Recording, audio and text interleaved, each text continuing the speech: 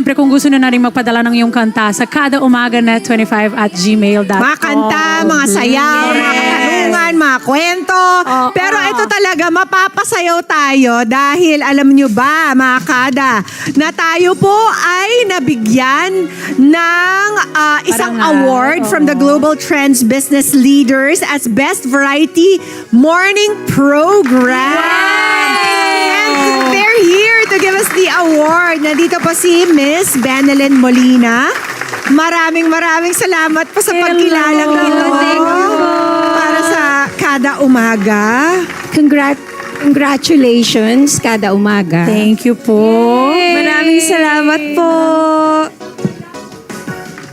Thank you so much. you. Maraming salamat sa Global Trends Business Leaders for this award. And of course, this is for all of you guys, mga kada nating patuloy na tumututok sa atin kada umaga, pati sa ating hardworking team, at pati na rin sa ating bosses.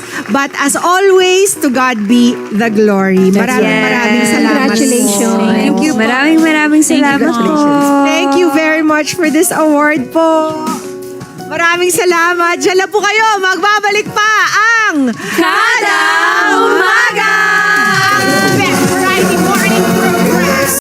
Hello mga Kanet 25! This is Diana Menezes, and for more Kada Umaga updates, just click the subscribe button and follow us on Net25 social media pages at Net25 TV and at Net25 Entertainment.